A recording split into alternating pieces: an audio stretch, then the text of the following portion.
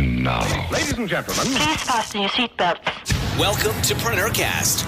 Business cards being swapped, beers being drunk. Can I say a nasty word? Can I say procrastination? With Pete Williams and Dom Gocher. how well did that go down? We can talk about that entire thing in a very another rant and soapbox episode if we want to. Visit us online at preneurmedia.tv. Hello, everyone, and welcome to another episode of PreneurCast with me, Dom Goucher, and him, Pete Williams. Morning, buddy. How's things? Evening, sir. Doing very well. Fantastic. Back in sunny Spain after a brief interlude in the UK. Yeah, I'm working on my my status as International Man of Mystery. I love it. Excellent. Yeah, I'm not going anywhere at the moment. I've just got a little baby that keeps me stuck in Melbourne, but that's okay. That's all good. Don't I've say done like my that. fair. It sounded really negative, didn't it? It did, yeah. Let's move swiftly on, shall we?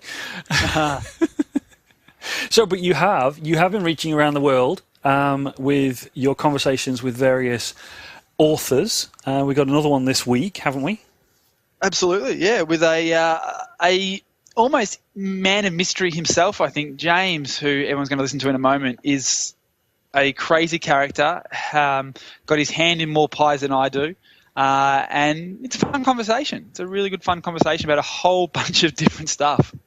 Yeah, it really, really is actually a very interesting conversation to listen to the path this guy took. It was, when I listened to it, it was just, yeah, you're giving me a heads up, but even I wasn't quite ready for it. It's a very interesting view on things. So yeah, looking forward to that.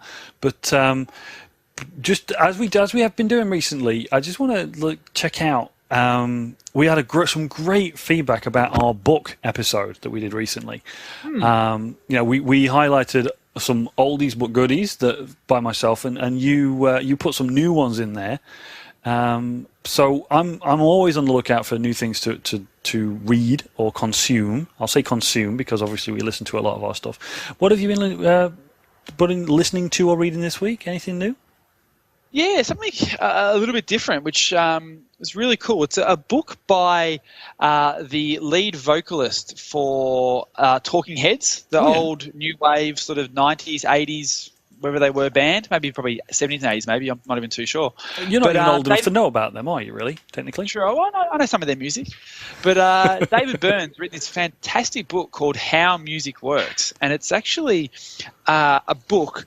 Clearly not a business book in the general context of that, but it's a book that's just all about, funnily enough, how music works. And it's really interesting. One of the big things that I really enjoyed was this concept of venue theory and how the venue really affects the type of music that is consumed and played. So obviously throughout time, music has changed, and generally it changed because of the venues people listen to the music. Obviously, from African drums to cathedrals to, discotheques to radio to punk metal sort of venues. Like, as the venues changed through time, music had to adapt to be enjoyed in those venues. And it was really kind of interesting concept of how that actually applies to business and marketing as well, is that obviously the context, which we've spoken about quite a bit on the podcast, is important for marketing. So it's kind of good to sort of see that kind of bridge, if that makes sense. Yeah, absolutely. It's about.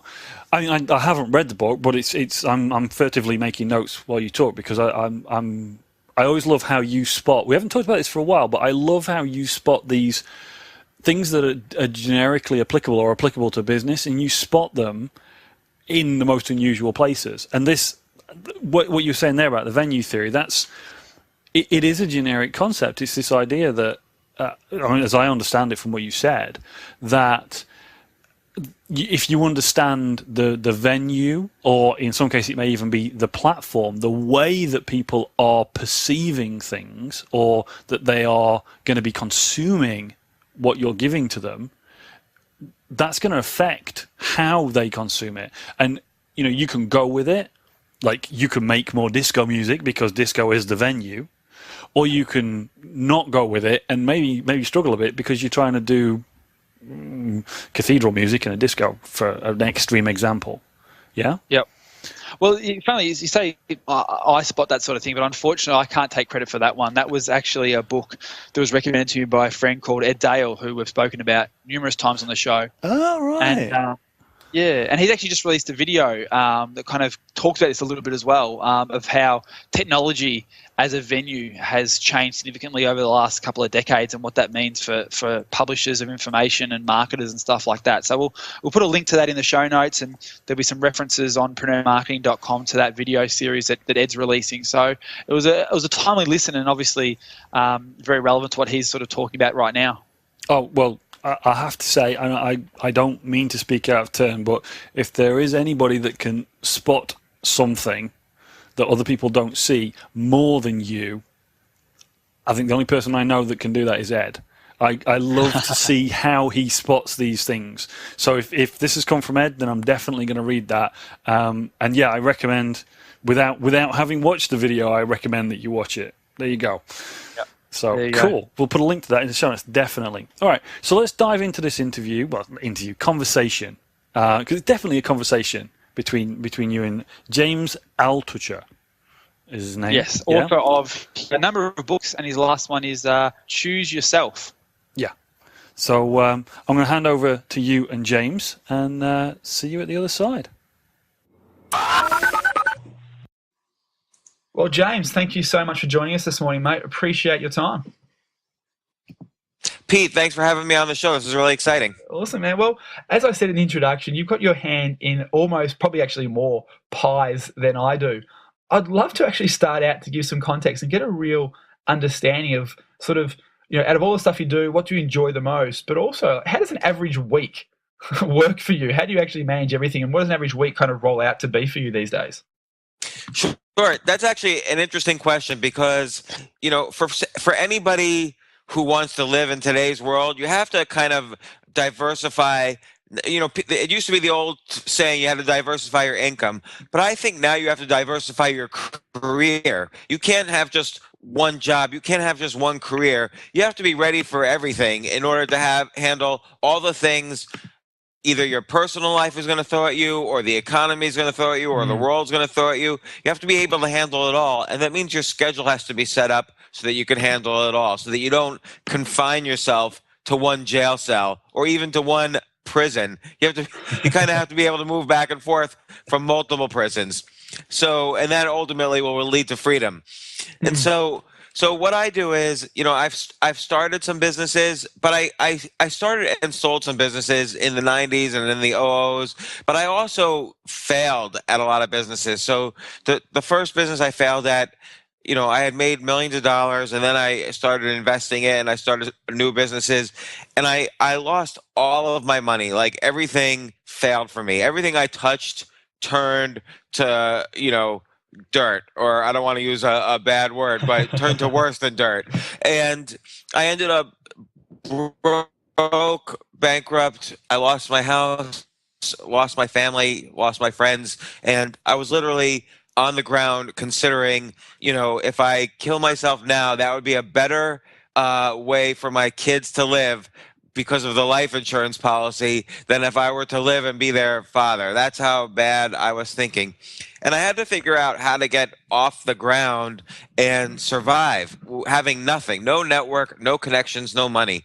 And, after having such an amazing success, so I was also really depressed. And, you don't get depressed by itself. It really hurts hard to gain and then lose. And so here I was, and I put this kind of system for myself in place and worked out to be an amazing success again. And then I lost it all again. and when I say I lost it all, I lost everything, like my career. Like, I had started a brand new career, and I lost not only my money, but my career and another house. And so I finally said, what am I doing right when things are going well? And what am I doing wrong when things are going poorly? And I really systematized it in a way and started doing the things that were working well for me. And, knock on wood, I'm literally knocking on wood right now. It's worked out well, and it's a daily practice. Like, I hope every day I continue to do what I've been doing, because it's worked incredibly well for me to create more and more success. I'm doing, not to brag, but I don't brag because I attribute it to this life I've been living. I've been doing very well, and I don't think it's, I don't say this is advice for everyone else. I say this is how I've done it. And so I've written about what I've done, and hopefully, I've seen testimonials now from readers who have told me they've put these tools into place for themselves and have had success from that. I'm not trying to sell any expensive product. I don't go around giving workshops, expensive workshops or anything like that.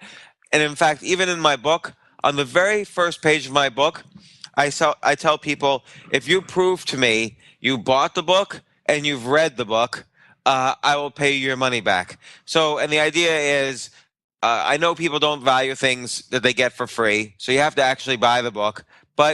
And I know most books that people buy, they don't read. So you have to actually prove to me you've read the book. But if you prove these two things, like a receipt, and let's say you write a review for me, or you ask me some questions on an email or whatever, if you do these things, then I offer to pay people back or donate to a charity, because it's very important for me the message gets out, not because I want people to have a lot of money, but because I want people to just have a little more peace and quiet in their lives, which I feel is the ultimate outcome that I wanted to achieve for myself. Was I don't need a $1 trillion. I just wanted to be able to relax a little bit more. I was stressed and going out of my mind for 20 years, and now I find that I'm a little more at peace, I think. Awesome, man. Awesome. Well, obviously, we're going to get everyone to go and buy the book, and obviously then email you to get a refund. But to give a bit of a sample of the book, obviously, you just mentioned that you went and analysed yourself of what you were doing right when you were making all this money and being quote unquote successful. And then obviously you analysed what was happening when you kept losing it and doing stuff poorly. Can you share a couple of big takeaways that actually you found that differentiated what you're actually doing between those 2 points of your life? Yeah, and I think it could be, from a high level view, I think when I made, like, let's say when I sold my first business. So my first business was in the 90s. I was making websites for entertainment companies. So every movie studio and every record label, I made their very first website here in the US. I don't know, they probably are the same movie studios in Australia. But like, TimeWarner.com, Sony, BMG, Universal, all the record labels that these guys owned, many of the TV networks that these guys owned, I did the websites for them. I sold that business, and then I had this feeling that was very incorrect, which was that, okay, that's it, I'm done, I'm finished. Success has been achieved, and I don't have to do anything else. And so what happened was, I almost started squandering myself as a human being. So whatever I had built up as a human being, I was splurging it. And I'm not just talking about money. I'm talking about physical health. I was no longer trying to be as healthy because I figured, what do I need to be healthy for? I made money. Emotional health, I didn't necessarily surround myself with the best positive and inspiring people. When you're building a business or when you're building anything, you're building first your team of people that are going to support you and help you. And not only is this a team that you rely on, but they rely on you, and they're going to inspire you, and you're going to inspire them, and so on. And this could be a family, this could be friends, this could be people you work with. But in general, I stopped doing that. Mental health, I stopped coming up with ideas. So when you're building a business, or when you're an artist, or heck, when you live life, you need to every day exercise your idea muscle. And it's a muscle like any other. It will atrophy in 2 weeks if you don't exercise it every day. Just like your leg muscles will atrophy and you won't be able to walk without physical therapy. You need to exercise your idea muscle. But when I was starting a business, and even now to this day, I write down 10 ideas a day. I have a waiter's pad. I buy hundreds of waiter's pads at a time, and I write down 10 ideas a day, and I always exercise that idea muscle. Very important. And then finally, spiritual health. I stopped being grateful for the abundance in my life. And very important, even when you're down on the ground and you have nothing, there are still many things you should be grateful for. And it's not necessarily that you're so happy about these specific things, but that your body actually changes and feels better when you feel gratitude. Your body actually releases oxytocin and makes you healthier and happier when you are feeling grateful. And it's something also that's very easy to practice all day long. I can be grateful right now and feel this in my body. I can be grateful right now for being on this show, for instance, and it's better than being angry or anxious or worried or regretful, and so on. And so those four factors of health: physical, emotional, mental, spiritual, it seems kind of corny, but if you just start with that, that builds the foundation. And then on top of that very strong foundation, you can build almost any house you want. So Many times. Oh, go ahead. I was just going to say, sorry to interrupt you, but so did that sort of come as an enlightened sort of awareness after the first loss, or was this more of a development you figured out after you lost it the second time? I would say after the third time. And I was doing these things of health every single time, but then I made the mistake of squandering it every single time. So then I decided, you know what? I am not going to squander it anymore. I'm going to every day check the box and make sure I am doing all of these things, and it works. So after you did the web business, I'd really love to touch on, you then started a social network. Was that the second project you did that sold to the street?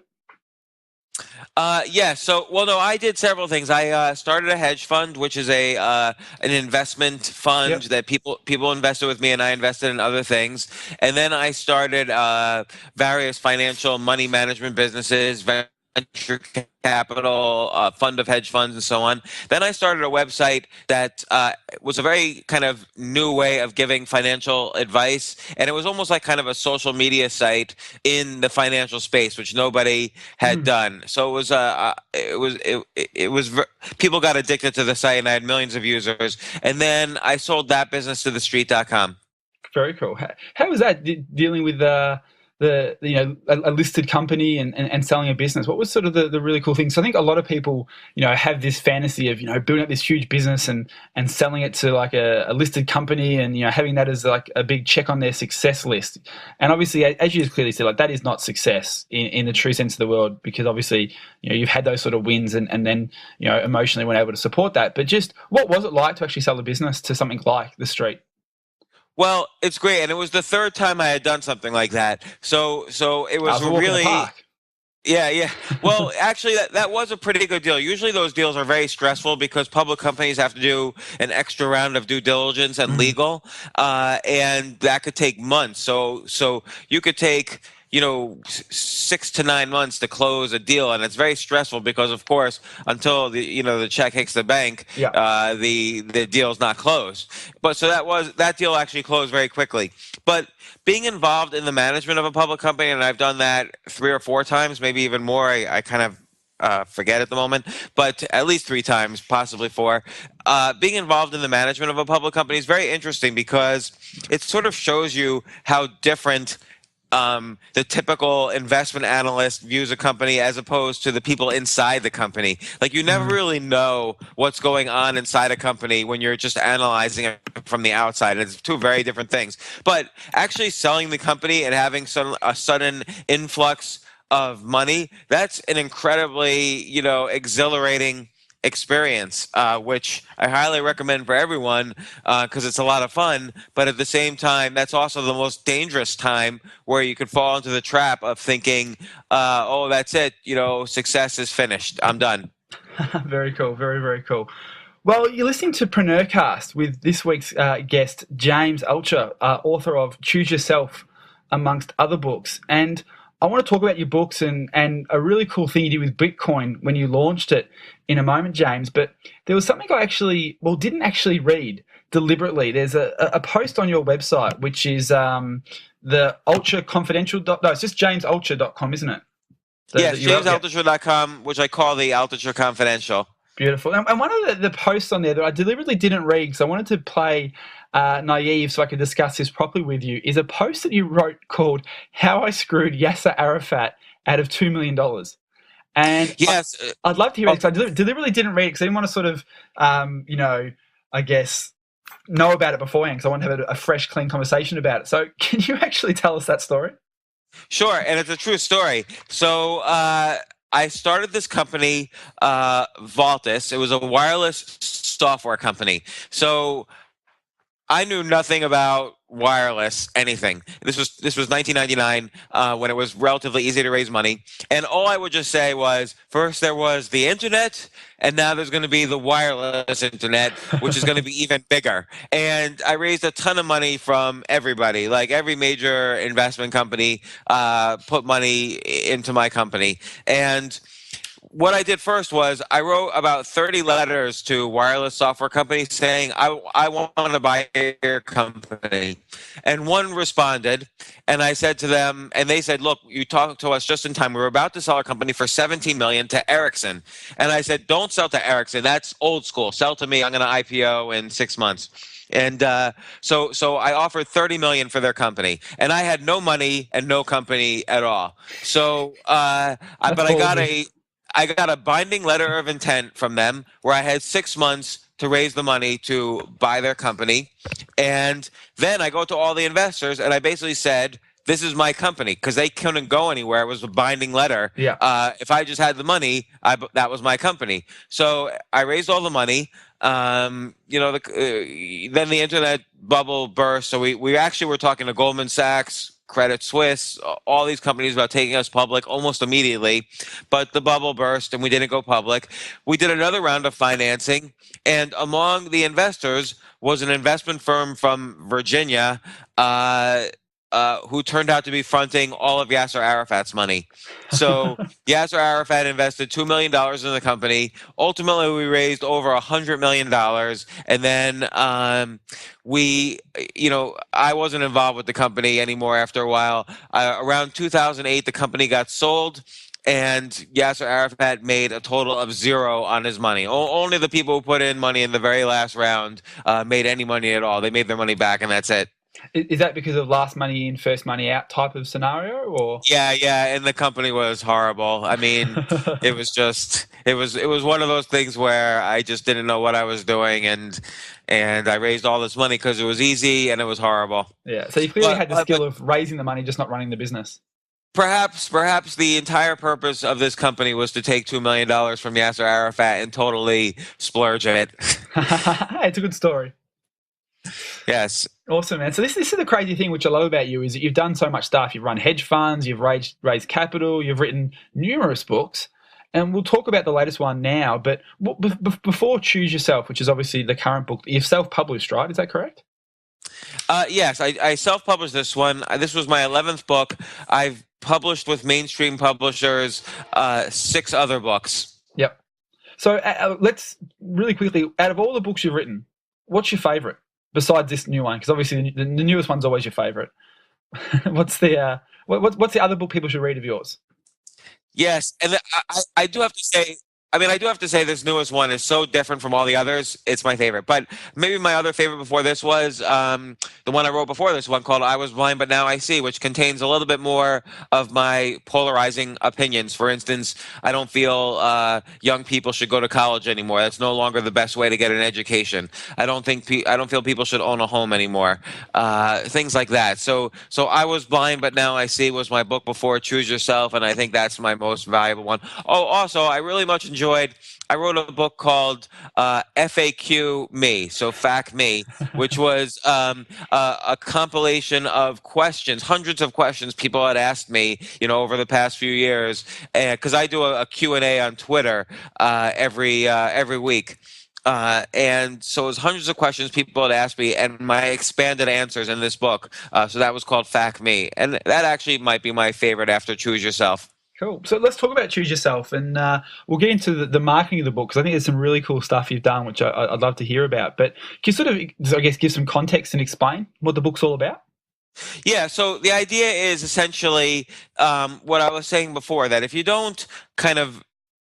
feeling stuck, or if you're down, or if you're trying to figure out what to do, or if you're feeling stuck in a job that's making you unhappy, you have to take a step back and do what I call choosing yourself, which is building this foundation of physical, emotional, mental, and spiritual health that I described before. And I described all the stories that happened to me and how I kind of came to this. And then I describe other people's stories, ranging from the Beatles to Gandhi to whoever, other people who I feel had correctly chosen themselves, and other more modern stories too of people who had chosen themselves, and that I tracked down and interviewed. And so it's very comprehensive. I really feel also this is the first book, and of my 11 books, including the 5 or 6 that I had published with mainstream publishers, this was the first book that I feel I really had done professionally.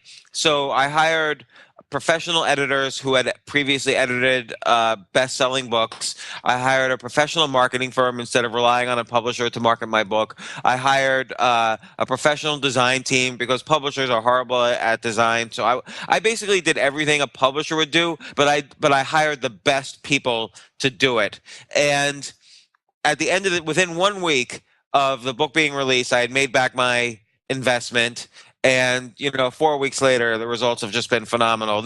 I've sold more copies of this book than all of my other books combined so far. Very cool. And do you think that part of obviously being, the professionalism you put into the content, but also the marketing team and the marketing you've done around the book to actually really get the word out about it? Do you think that's been one of the biggest catalysts?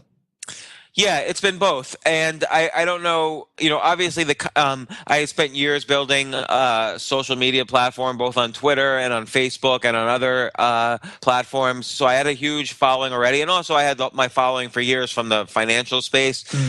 So that helped considerably. And also the content.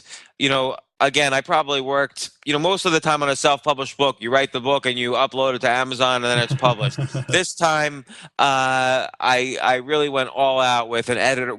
I probably rewrote this book no less than 50 times, and much of that was with the help of a really highly skilled editor, Niels Parker, who had previously edited many bestsellers.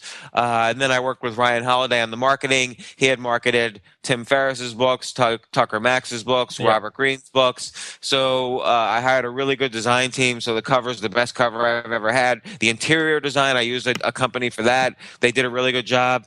I used a professional studio to record the audio version of the book. So it's been a great experience all around. It's as if I had started like a pop-up company, which lasted for the period of the building of the book and the launching of the book, and now the company's disbanding, but the book was a success. I mean, it was a Wall Street Journal bestseller. It's been consistently an Amazon bestseller ever since the day it was released, and I've been very happy with it.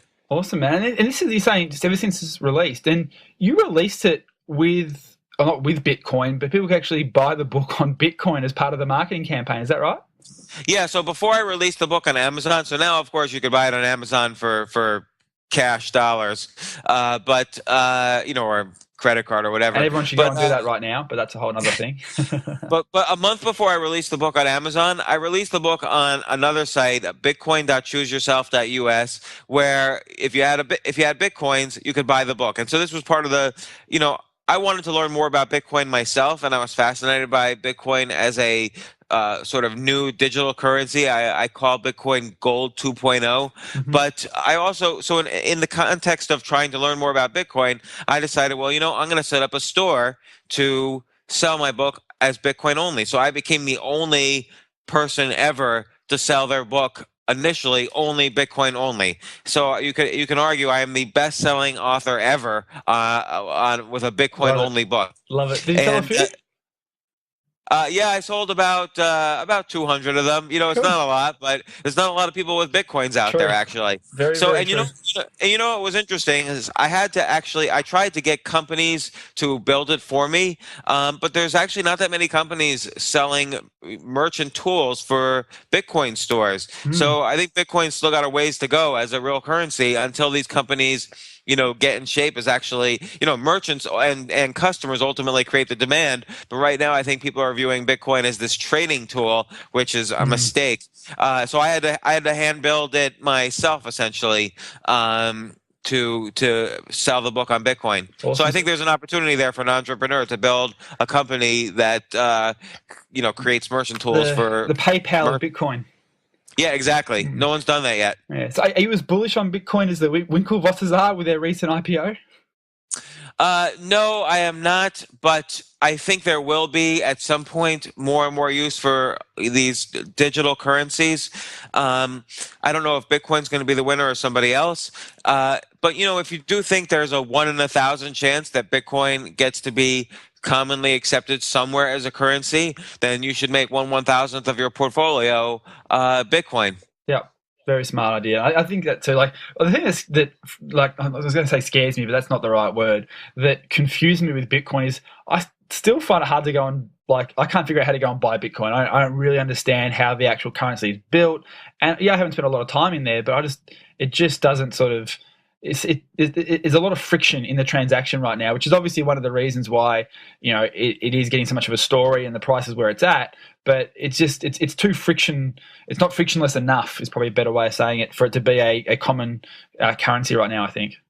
I agree, and there's a reason for that. Is that a lot of governments don't want you to use Bitcoin, so so they make it very hard to get it because of all this hype of there's basically a lot of these techno libertarians who for better or for worse have hyped up Bitcoin as a way to get past the government, and the government of course is going to notice that and not be happy about it.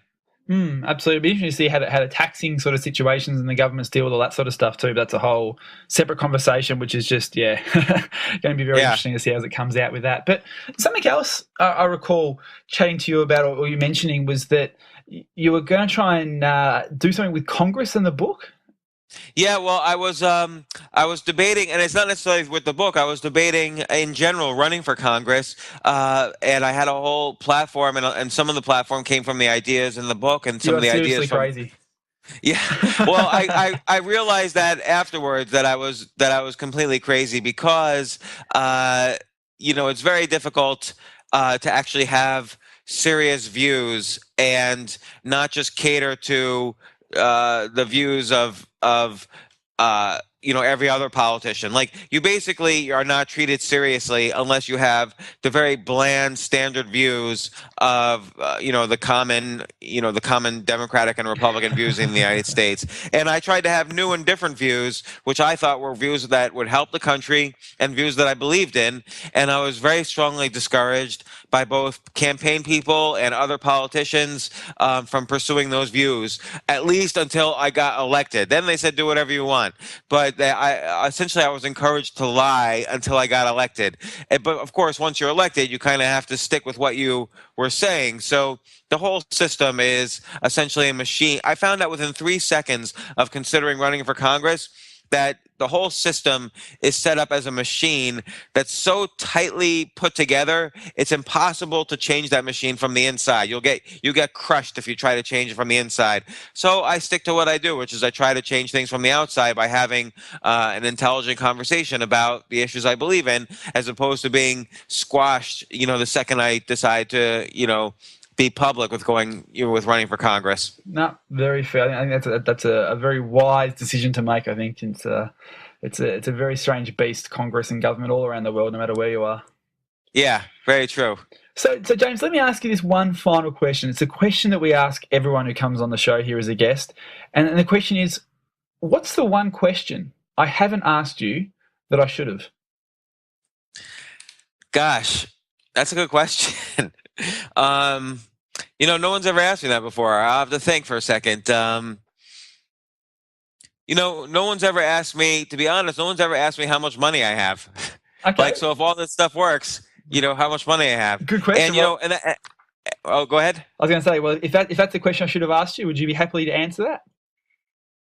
Probably not, because I think for everybody, the number that makes them feel financially free is different. Absolutely. And I would encourage people to make that number as low as possible, because the lower your expectations are, the easier it is to exceed those expectations.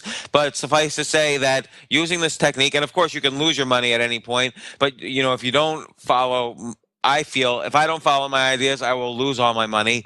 But suffice to say, I have enough money that I never have to worry about it again. But I continue to do what I'm doing because I love doing it. It's interesting what you say there, because I'm a board member of Deakin University's Business and Commerce Department here in Australia. And just recently, professor from one of the other departments at the university, the psychology department, just released a study about happiness, which kind of is very similar to the documentary Happiness, which you may or may not have seen.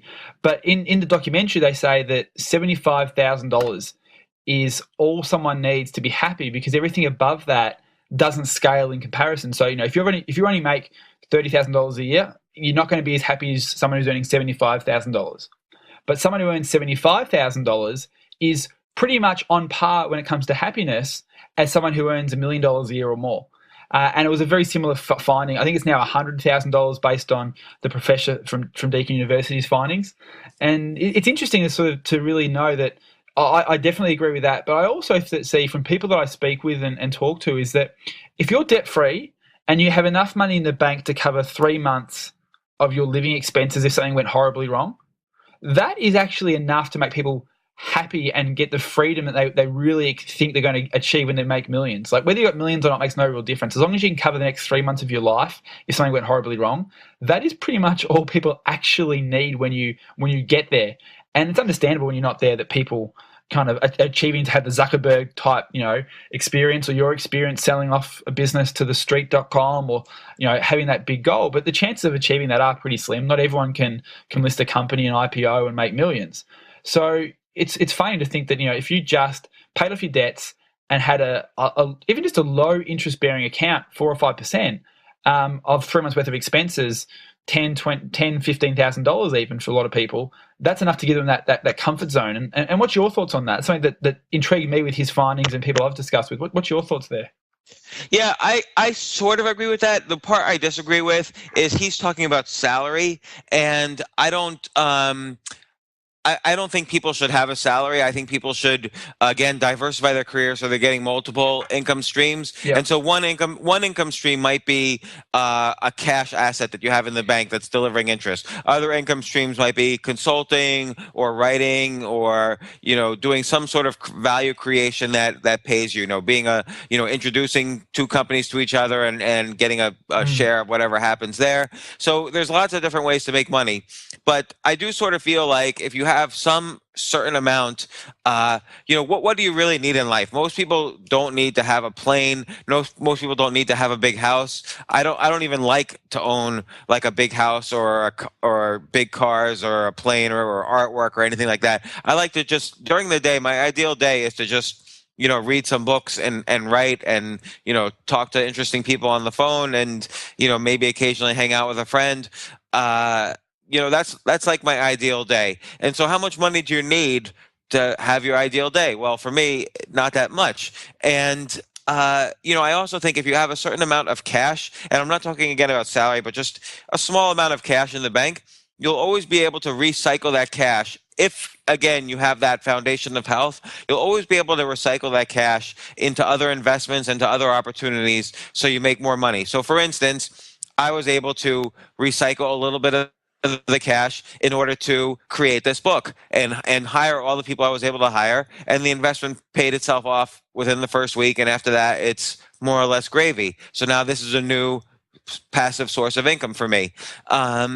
So again, creating more and more of those is pleasurable, but and that's really the way to true freedom and wealth. But again, it starts with that foundation of health. Completely agree, mate. Well, James, thank you so much for your time today. Really do appreciate it. No doubt there's a lot of people who are going to be hopefully sending you emails wanting refunds for books they buy and read. I hope so. Well, thank you very much, Pete. This has been really interesting. Well, I have to say, that was a great conversation, but it was absolutely not what I was expecting from James, having looked at the previous books that he's written. And I hadn't read the book before I listened to your conversation. But it absolutely, first of all, it wasn't what I expected. But second of all, even when he talked about what he'd done, you open with what have you done. Even when he talked about that, I didn't see where he was going with it. Yeah, he's a strange cat. He's a really cool cat, but he's a very, very strange cat. But I have to say, I really do. It's one of those things that, again, I've talked about this recently. The other side of the coin. We talk a lot about, the hard numbers of business and marketing, the strategies and the tactics. We talk about practical, applicable things. The whole of the 7 levers of business is all around practical, applicable things you can do to improve your business. But there's a flip side of that, and I think that is a powerful thing that James was talking about. This idea, these 4 areas of yourself that you need to keep an eye on: the physical, emotional, the spiritual, and the mental. Keep an eye on yourself so that you're able to do these things in your business, which for me personally, very interesting. Yeah, absolutely. I think he's gone through a lot of life, and obviously he's sort of somehow been able to kind of get very clear on those 4 areas, and I think it's important. Absolutely. Yeah, I mean, well, and also there's a good lesson in that. Listening to it, he has done huge things and also had what you might call huge failures. Yeah, but the message in it was that he didn't take the failure as a failure. He took the failure as a learning opportunity. Yeah. Yes. Which is something that we talk about. This to go through what he went through. I mean, a lot of that would have wiped out most people. For sure. And people at all levels are afraid of failure, afraid of getting things wrong. But we know if you don't try and you don't fail, you don't learn, and you can't do better and better. By the sounds of it, he's in a good place right now, and also he's learned an awful lot that he wants to share with other people. So, great conversation, mate. Really good. I appreciate that. Cool.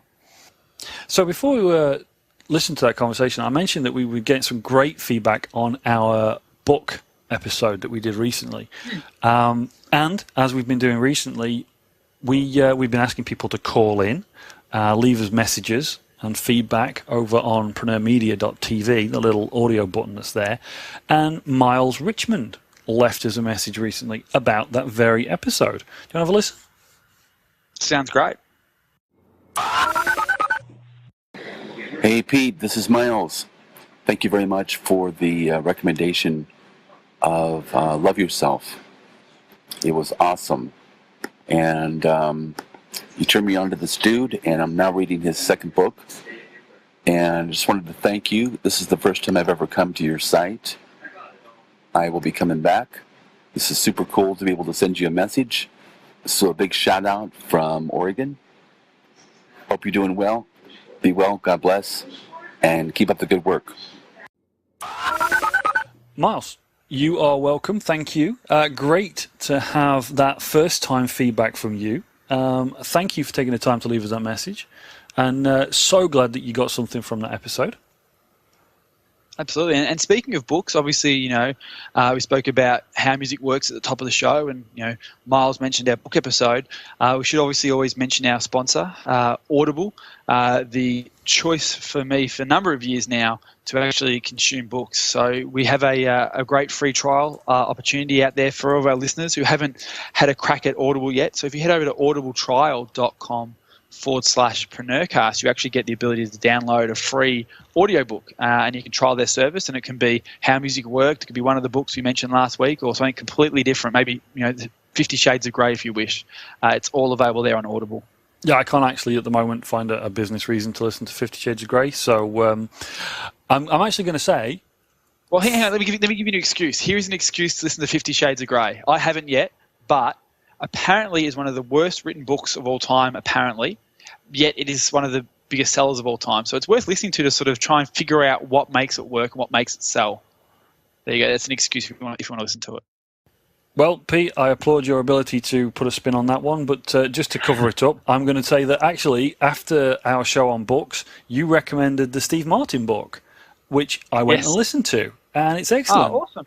I really did enjoy that, actually. So, awesome. That was one of my favourite books. I was actually reading a blog the other day, and they mentioned the book, and I was like, oh, that's a bit of serendipity. But yeah, fantastic book. Cool. And more about books. As you, as a regular listener, hopefully are aware, and if you look back in the recent episodes, you'll definitely be aware, we have had a number of excellent authors have conversations on the show, and very often those authors will give us copies of the book that they're currently promoting to give away to the PreneurCast listeners. We run a competition over on preneurmarketing.com/win, where you can enter to win one of the books. And the last competition that we just ran recently was for a book called Beyond Workflow by Kourosh Dini. And we've got the winners. We're going to actually announce them on the show. So Jason, Naomi, Henry, and Paul, keep an eye on your email. We'll be reaching out to you soon with your copy of Kourosh's book. Excellent book. Definitely worth a read. If you're not aware, we've also had competitions for The Power of LinkedIn by Wayne Breitbarth. We've had Microdomination by Trevor Young. And currently, you can win a copy of What Every Angel Investor Wants You to Know by Brian Cohen. Now, if you're listening to this show later on, don't worry, because whatever the current prizes that we have, we change regularly over at preneurmarketing.com/win. So just visit there and enter whatever the competition is for this week. And good luck. Hopefully you get through and you win something you're interested in. Absolutely. It's a fantastic way to get free books from authors you've heard on the show. So keep checking back there regularly, because there'll be a whole range of various books and other things we're giving away. Always at some point there'll be something available for you to win. So make sure you go back there and, quite regularly, because you need to re-enter every contest. Obviously, you don't enter once and have a lifetime entry to all the various contests. So make sure you hit that up, semi-regularly and check out what's going on. Cool. Speaking of what's going on, looking forward to next week's show. Those of you who listen to episode 100, we did a live Q&A, which people really enjoyed. We got some great feedback on, but you may also be aware that we didn't get through all the questions that people on the live Q&A put to us.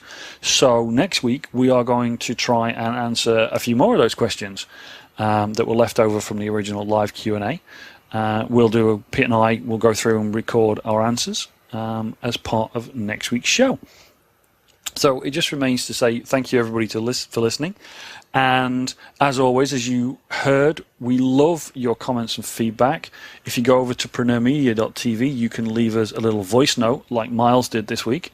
Or you can go over to iTunes and leave us a review there. All feedback gratefully received. We love to hear from you. You can also email us, Pete, at? support@preneurgroup.com.